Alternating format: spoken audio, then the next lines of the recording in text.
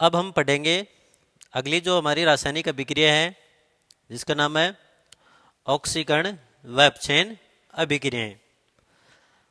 अब ऑक्सीकरण व अपचयन अभिक्रियाएं सामान्यतः हमने अभी तक यही पढ़ा था कि जिसमें ऑक्सीजन जुड़ते हैं वो ऑक्सीकरण कहलाती है, ऑक्सीजन निकलता है वो अपचयन कहलाती है, हाइड्रोजन जुड़ता है वो अपचयन कहलाती है और हाइड्रोजन निकलता है तो वो ऑक्सीकरण कहलाती है। तो ऐसा हमने कुछ पढ़ा था। अब हम जो रासायनिक अभिक्रियाएं हैं ऑक्सीकरण अपचयन वो कई प्रकार की होती हैं, तो उसको हमने एक सारणी के द्वारा इसको आज हम समझेंगे ऑक्सीकरण व अपचयन अभिक्रियाओं को। जैसे ऑक्सीकरण और अपचयन अभिक्रियाएं। अब इधर तो अपने ऑक्सीकरण लिखा है और इधर क्या लिखा है, अपचयन लिखा है। तो सबसे पहले हम इसमें अंतर के द्वारा इसको समझते हैं। ऑक्सीकरण अभिक्रियाएं वे अभिक्रियाएं होती हैं जिसमें ऑक्सीजन का योग होता है, यानी ऑक्सीजन जुड़ती है। वो अभिक्रियाएं कौन सी अभिक्रिया कहलाती है, ऑक्सीकरण अभिक्रिया कहलाती है। जैसे मैग्नीशियम और H2 अभिक्रिया करके किसका निर्माण करते हैं, मैग्नीशियम ऑक्साइड का निर्माण करते हैं। इस अभिक्रिया में ऑक्सीजन जुड़ रहा है इसलिए अभिक्रिया कौन सी होगी, ऑक्सीकरण अभिक्रिया होती है। इसी प्रकार एक अन्य उदाहरण के द्वारा इसको समझते हैं C+O2 CO2।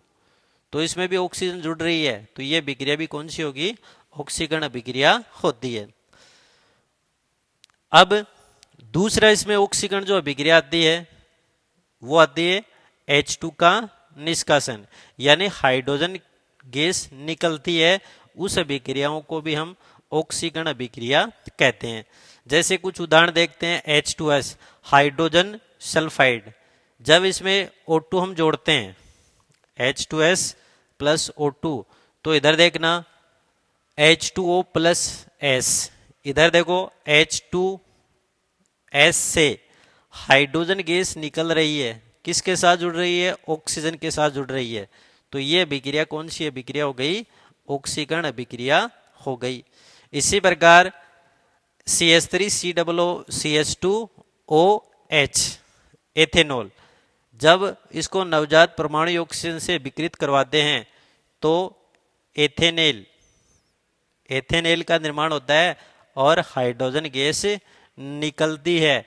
तो हाइड्रोजन गैस का निष्कासन भी क्या कहलाता है, ऑक्सीकरण कहलाता है। तीसरा इसका जो प्रकार आता है वो आता है धन विद्युतीय तत्वों का निष्कासन। धन विद्युतीय तत्व जैसे K+ Na+ है, Ca+2, ये क्या है, धन विद्युतीय तत्व है।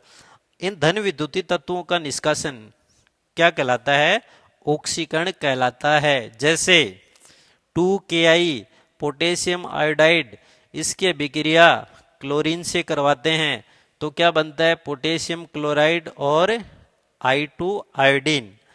अब इधर देखना ये जो Ki है, Ki प्लस Cl2, K के ऊपर प्लस चार्ज, I के ऊपर माइनस चार्ज, तो परिभाषा क्या कहती है, धन विद्युतीय तत्वों का निष्कासन। तो केक का निष्कासन होता है। तो इधर देखना जब केक का निष्कासन होगा तो ये के किसके साथ जुड़ जाएगा, Cl के साथ। तो K और Cl आपस में जुड़ के KCl बना लेंगे और आयोडीन है वो क्या हो जाएगा, अलग हो जाएगा। तो धन विद्युतीय तत्वों का निष्कासन भी क्या कहलाता है, ऑक्सीकरण कहलाता है। फिर आता है ऋण विद्युतीय तत्वों का संयोग। ऋण विद्युतीय तत्वों का संयोग जैसे Mg प्लस Cl2, Mg क्या है, +2 है और Cl माइनस, ऋण विद्युतीय तत्वों का संयोग। तो इसमें ये ऋण विद्युतीय तत्व Mg के साथ जोड़ते हैं तो क्या बनेगा, MgCl2, MgCl2।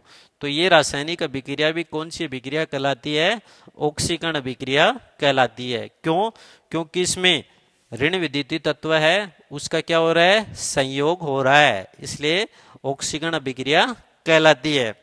फिर लास्ट जो आती है इसमें इलेक्ट्रॉन का त्यागना।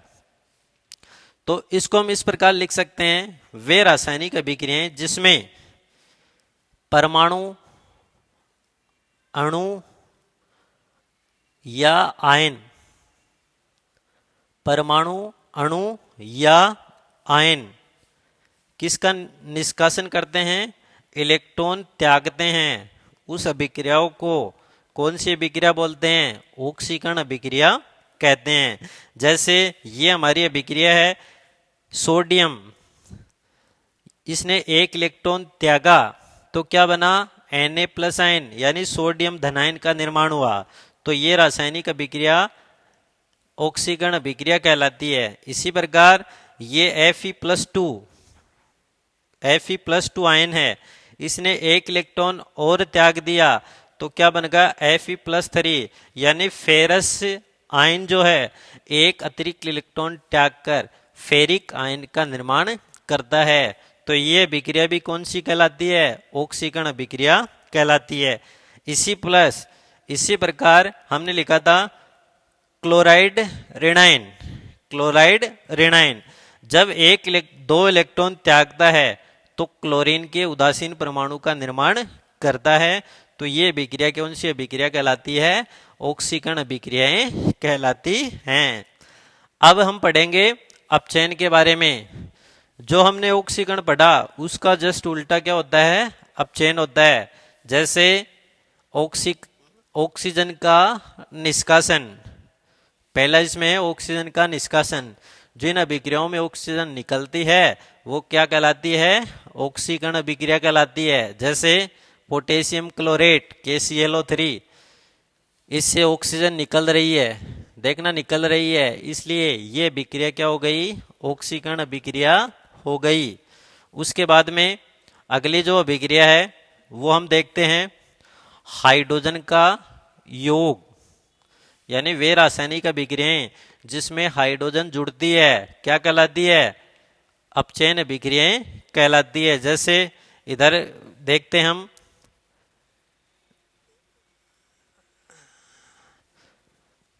जैसे H2+ Cl2 तो क्या बन गया? HCl।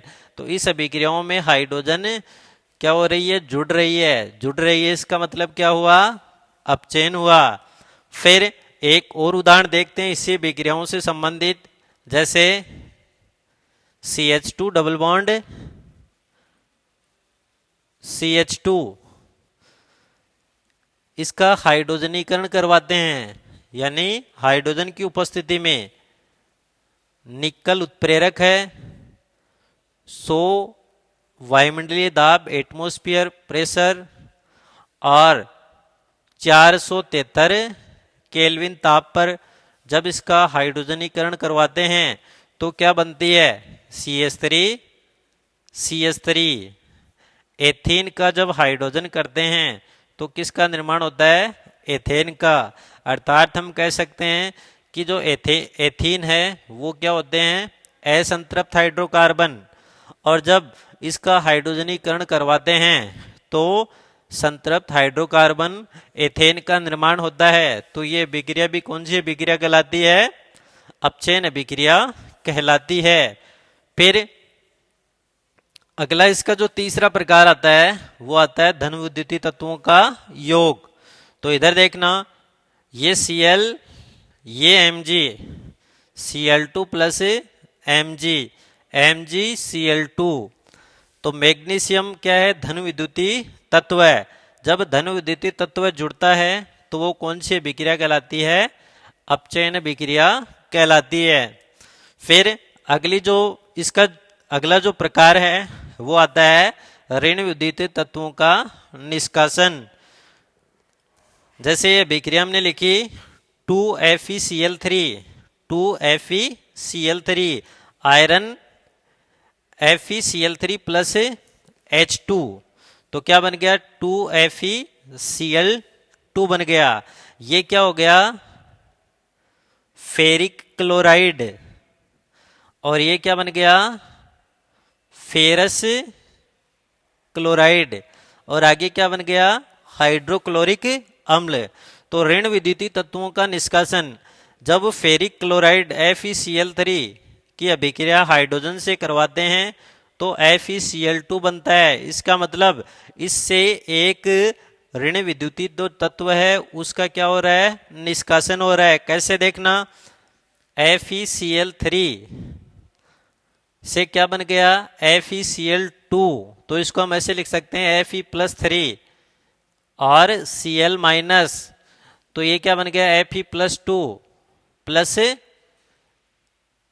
Cl-, तो हम इसको ऐसे भी लिख सकते हैं Fe+3, तो Fe+2 प्लस इलेक्ट्रॉन, तो ये क्या है, फेरिक आयन।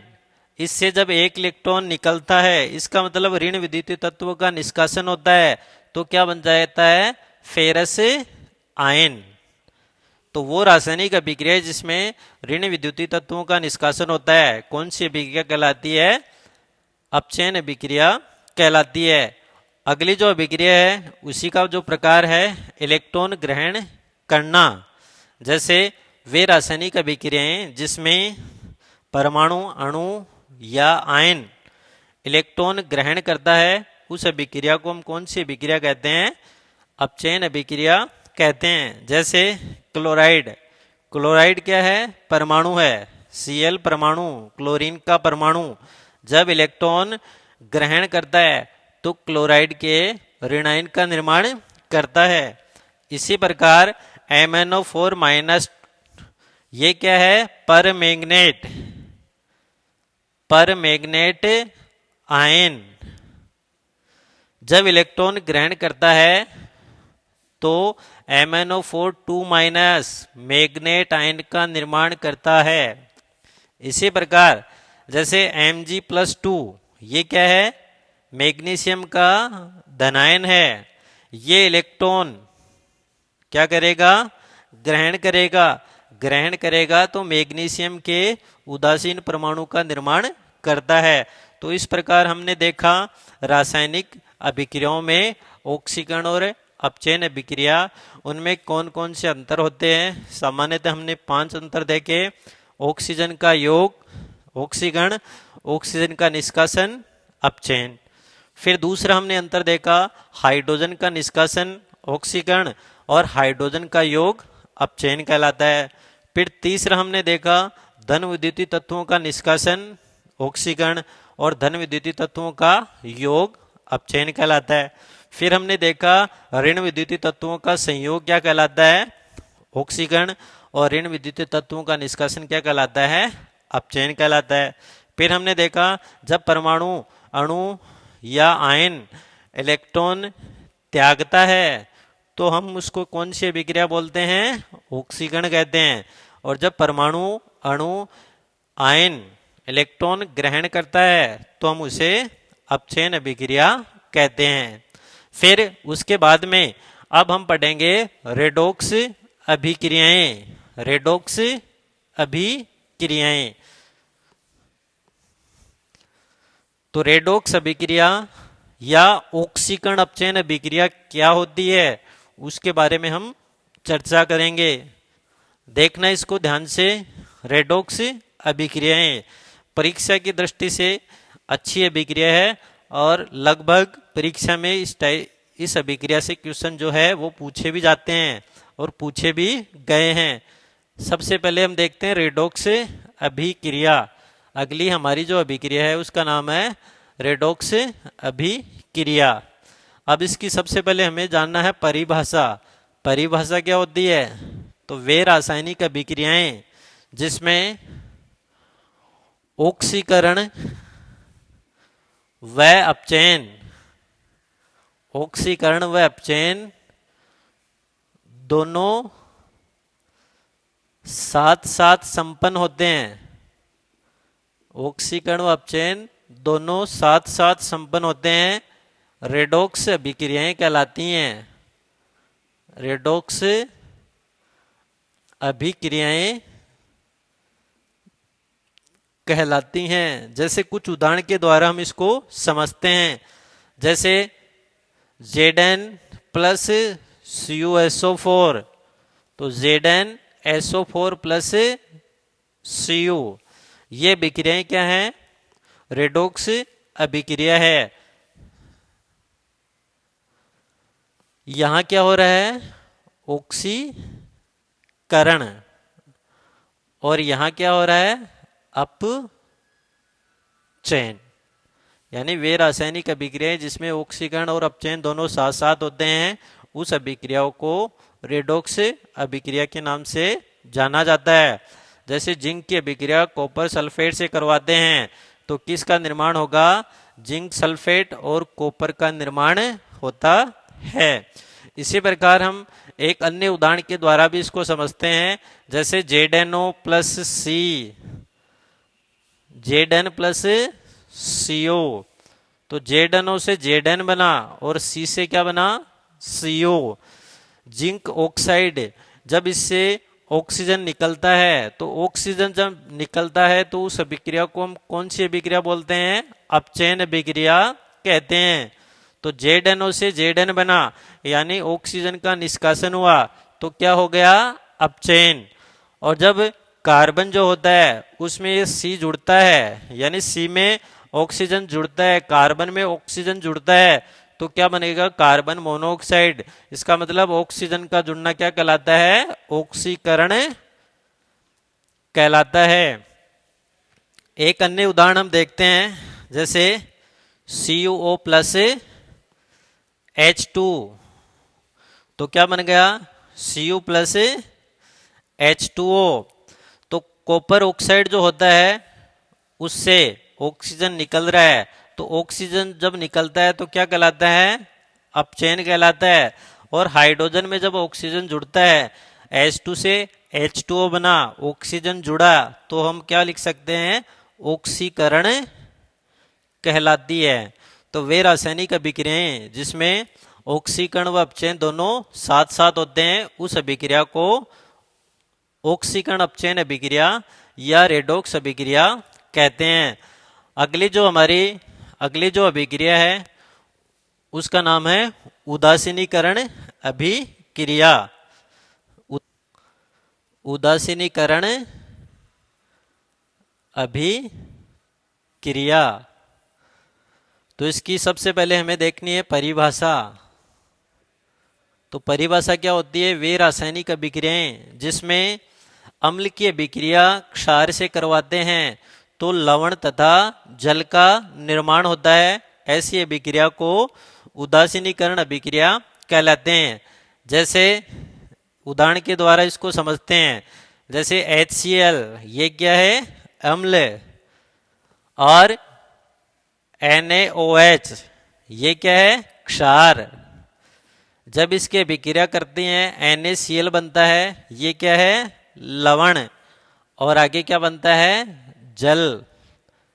तो वे रासायनिक अभिक्रियाएं जिसमें अम्ल की क्षार से अभिक्रिया करवाते हैं तो लवण और जल का निर्माण होता है, ऐसी अभिक्रिया को उदासीनीकरण अभिक्रिया कहते हैं। अब उसमें कुछ बातें हमें ध्यान रखनी है। एक तो ध्यान रखना है प्रबल अम्ल, एक ध्यान रखना है दुर्बल अम्ल, एक ध्यान रखना है प्रबल क्षार, और एक ध्यान रखना है दुर्बल क्षार। तो प्रबल अम्ल क्या होते हैं, वे अम्ल जो जलीय विलयन में पूर्णतया आयनित होते हैं, अर्थात जलीय विलयन में H+ आयन देते हैं, क्या कहलाते हैं, प्रबल अम्ल कहलाते हैं। दुर्बल अम्ल वे होते हैं जो जलीय विलयन में पूर्णतया आयनित नहीं होते हैं, तो वो कौन से अम्ल कहलाते हैं, दुर्बल अम्ल कहलाते हैं। प्रबल क्षार कौन से होते हैं, वे क्षार जो जल में पूर्णतया आयनित होकर हाइड्रोक्साइड आयन OH- आयन बनाते हैं, क्या कहलाते हैं, प्रबल क्षार कहलाते हैं। और दुर्बल क्षार वे होते हैं जो जल में पूर्णतः आयनित नहीं होते हैं, क्या कहलाते हैं, दुर्बल क्षार कहलाते हैं। जैसे इसके हम कुछ उदाहरण देख सकते हैं। HCl है, HNO3, H2SO4, इन्हें हम सामान्यतः प्रबल अम्ल कहते हैं। फिर आता है दुर्बल अम्ल। दुर्बल अम्ल में हमने लिख दिया CH3COOH, एसिटिक अम्ल है। HCOOH फार्मिक अम्ल है। तो ये कौन से अम्ल कहलाते हैं, दुर्बल अम्ल कहलाते हैं। प्रबल क्षार में हम लिख सकते हैं NaOH है, KOH sodium hydroxide, potassium hydroxide प्रबल क्षार कहलाते हैं। और दुर्बल क्षार में हम लिख सकते हैं जैसे CaOH2, calcium hydroxide, MgOH2, magnesium hydroxide, ये दुर्बल क्षार कहलाते हैं। अब इनके कुछ सामान्यतः हिस्से में कुछ प्रकार बनते हैं वो देखते हैं। जैसे सबसे पहले इस अभिक्रिया में देखते हैं जब प्रबल अम्ल और प्रबल क्षार की जब अभिक्रिया करते हैं तो जो लवण बनते हैं वो किस प्रकृति के होंगे? उदासीन प्रकृति के होंगे। जैसे HCl प्रबल अम्ल है, NaOH प्रबल क्षार है, जो NaCl बनता है वो कौन सा लवण होगा? उदासीन लवण होता है, और साथ में H2O बनता है। दूसरी इसी का हम प्रकार के रूप में देख सकते हैं जब प्रबल अम्ल और दुर्बल क्षार की अभिक्रिया करवाते हैं तो लवण किस प्रकृति के होंगे? अम्लीय लवण। और किसका निर्माण होता है? जल का निर्माण होता है। जैसे प्रबल हमने लिया HCl और दुर्बल क्षार जैसे हमने ले लिया कि H2SO4, और दुर्बल क्षार में हमने कोई भी दुर्बल क्षार ले लिया जैसे कि CaOH2। जब इनकी अभिक्रिया करवाते हैं तो क्या बनता है? CaSO4, calcium sulphate plus H2O। ये जो कैल्शियम सल्फेट बनता है वो किस प्रकृति का होता है? अम्लीय प्रकृति का होगा, क्योंकि हमने अम्ल क्या लिया है? प्रबल अम्ल लिया है। इसी प्रकार इसको हम तीसरे प्रकार के रूप में देख सकते हैं जब हमने अम्ल क्या लिया? दुर्बल अम्ल और प्रबल क्षार। जब दुर्बल अम्ल की प्रबल क्षार से क्रिया करते हैं तो जो लवण बनेंगे वो किस प्रकृति के होंगे? क्षारीय लवण होंगे, और जल का निर्माण होता है। जैसे कोई भी दुर्बल अम्ल लेते हैं, जैसे हमने ले लिया CH3COOH एसिटिक अम्ल, और इसमें प्रबल क्षार के रूप में हमने ले लिया NaOH। इसकी जब अभिक्रिया करवाते हैं तो क्या बनता है? CH3COO Na plus H2O। ये बनेगा सोडियम एसीटेट, और ये जो लवण होगा वो किस प्रकृति का होगा? क्षारीय प्रकृति का होता है। और अगला जो हम अभिक्रिया के रूप में देखते हैं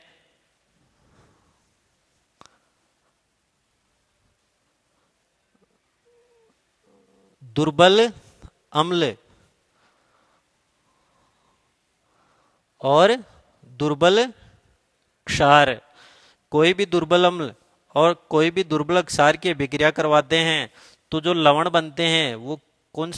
उदासीन लवण होंगे, और जल का निर्माण होता है। जैसे कोई भी दुर्बल अम्ल CH3COOH, उसी प्रकार हमने ले लिया CaOH2 दुर्बल क्षार, तो जो बनेगा उत्पाद के रूप में वो क्या बनेगा?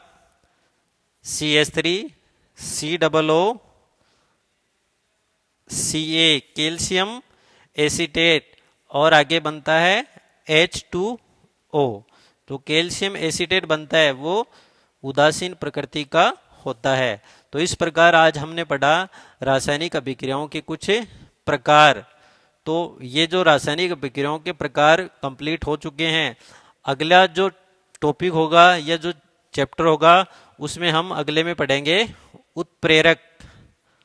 उत्प्रेरक व उनके प्रकार।